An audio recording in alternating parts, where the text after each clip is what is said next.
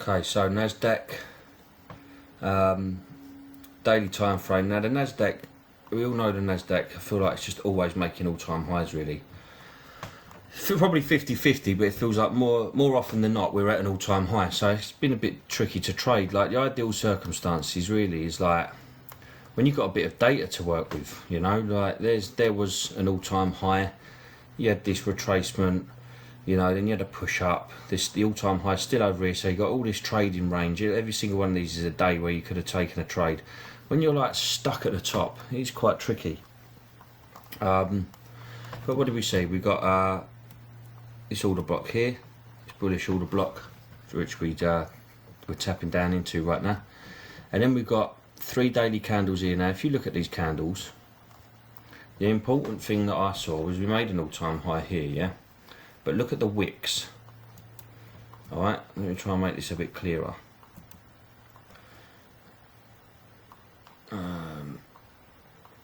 Oh, my recorder's covering the colour box. Hang on. There it is. Alright, look at that wick. And that wick. Now the next day, this wick was lower than the previous high. This wick was lower than the previous high. We opened up today.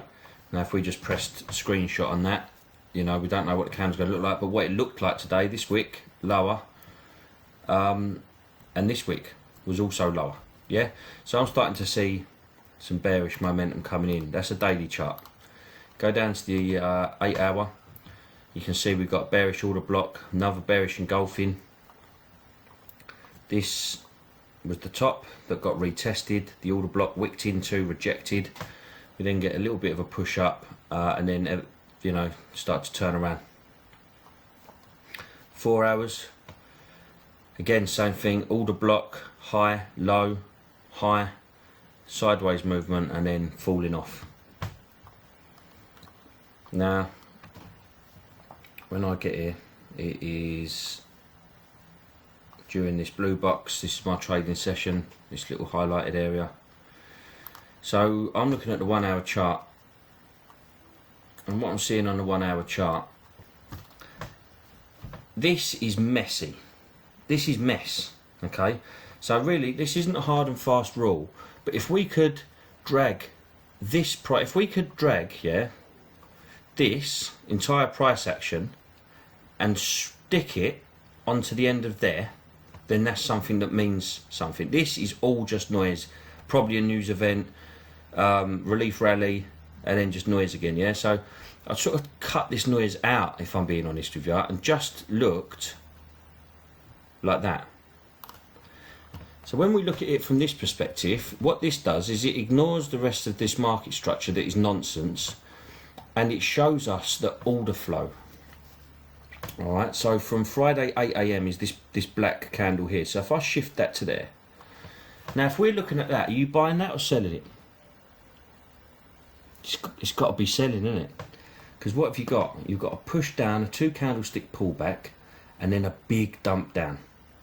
So, okay, so when I see that, I wasn't interested in trying to buy this bottom because of the daily reasons I just told you. And plus, we hadn't quite hit this order block yet. There's an order block down here. Let's get rid of this. On a H1,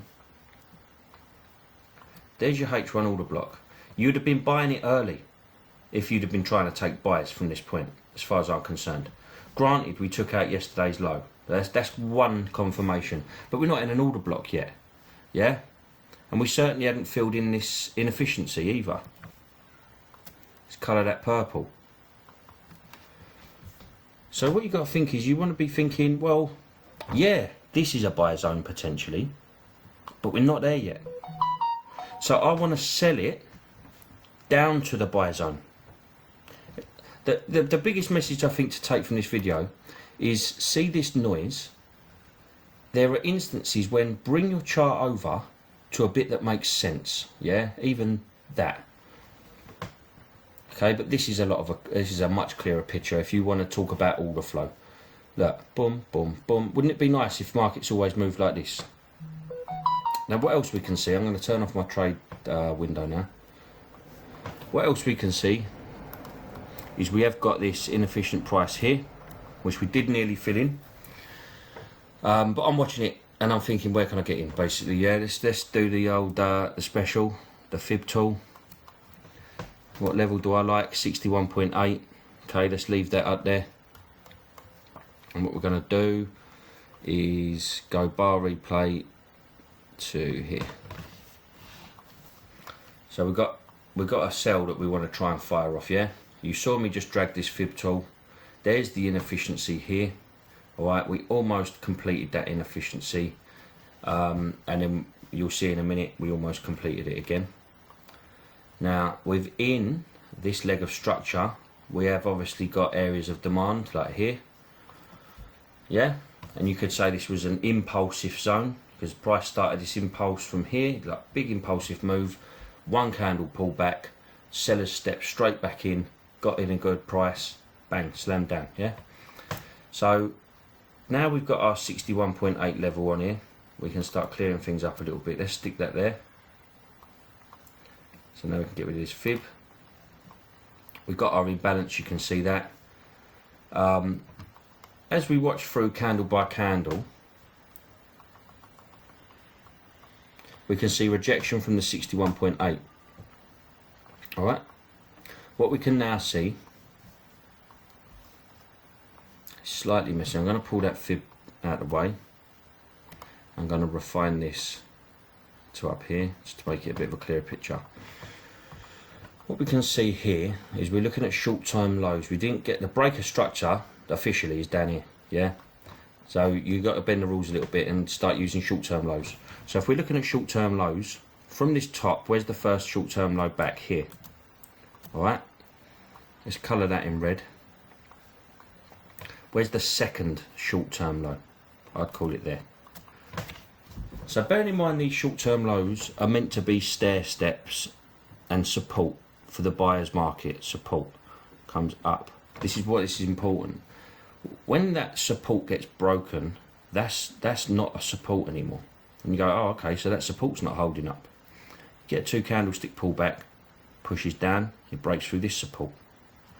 When you're seeing that, boom, look, 1, 2, 3, 4, 5, 6. That's a downtrend in its own right, and it's downtrending down to here. Once we do that, we then get this big monstrous candle. Let's see why that happened.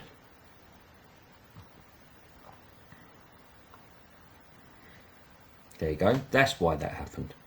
Because you needed to knock out these 2 wicks here and just reconfirm that we are, in fact, going to go short from this area. All right. Anyone who preempted this move, look, down, up, down, if they're super scalping, their stop loss would have been here. Potentially, yeah? Behind that first pullback. How many times you heard me talk about the first pullback? Well, guess what? First pullback got taken. This is where I got in. So look, break of short term 1, break of short term 2, come up, take these people out of the market, respect the high, bearish engulfing candle, sell. Okay, 5 to 1 this one. Let's mark up the low of the day, down here. Now we know we had those zones, I deleted them, but we had these zones down here, didn't we? Do you remember from the dailies and stuff? So if we're looking at selling to a buy zone, then it's fair to say that this should reach the buy zone. Let's watch it play out.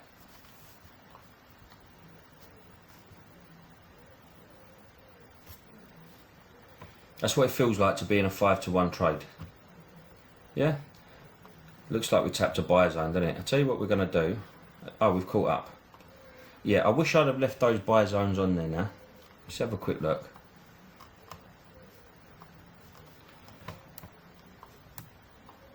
Daily order block. H1 order block was up here. We can almost use those together, can't we? We filled in that imbalance. So potentially, somewhere for either this, I very much doubt this is the official low. So normally you're going to see that get taken out. But, you know, we've reacted from a buy zone. This is what we said was going to happen. We knew that buy zone was there. You saw me mark that up. So that would have been a good exit. But you know, like to get a 5 to 1 without having to break the low of the day, and without having to guarantee that we're actually going to a buy zone. I could be totally wrong. Do you know what I mean? We might not have been going to a buy zone, but in this case we did go to a buy zone. We did react bullish from that buy zone. We did take out the low of the day, which is expected if we're in a downtrend and we're moving our way down towards a buy zone. So yeah, that was today's trade. That total run of that trade was a 7.5, and it's still in. Right now you could be closing that out if you wanted at a 4. You know, don't let this distract you too much once you're in a trade. It all means stuff, don't get me wrong. It doesn't mean just because Tom Naylor's clicked sell that now this is all irrelevant price action. No, not at all. This all still means something, but try not to let that take you out of a position. Because if you let that take you out of a position, and the whole reason you got in here, you didn't think you was going to sell this and in one candle it hit down here. No. You knew price had to get there. Now it's lovely when you catch a move like this, when you sell it here and it just goes like that. I've caught them. I'm sure we've all caught them. They're nice, but they're rare. You're going to get a little bit of to in and fro because they need to get, you know, start placing the orders around and, you know, hunting liquidity. I mean, look at this. If you could have looked, I know this is a long video than normal, but this, I've been the buyer in this situation before where I've misread the market. So I can take that off there now, and you can say, okay, so stock market opened up at 230, it pushed price right the way down to here, it then impulsed up from this position, yeah, include a bit of that wick or something. So from this position, because price wicked down and flew up, so I'm going to buy it now, and I think we're going to take out New York's high because the Nasdaq generally, yeah, is bullish. So what happens? This is how you got to be able to have certain rules in place. Is you've got this big powerful step down. Where's your break of structure? Your break of structure is not until up here. That's where your break of structure is. All right. Now, if you just took it on the fact that we've made a bullish, bearish, bullish, and retested, you're still in downward structure. This is just noise. You're gonna get prints like this, yeah, but this is just noise. If anything, it's accumulation. It's accumulating orders. They know that people buy the bottoms and people sell the tops. That is what people do. They also trade trends, yeah, but people like to buy the bottom and sell the top. You can see it. I've marked it up here. Look. Demand and supply. There's supply, demand. That's what happens. You make supply, you make demand, goes back to supply, comes back to demand. This is why people buy and sell the tops. But you've got to know when you're doing it. And this would have been something I could have got caught out with if I read the market the wrong way. But I would never have got in this anyway. Sorry, what I'm talking about, because this is the first break point. Hope you got something from that.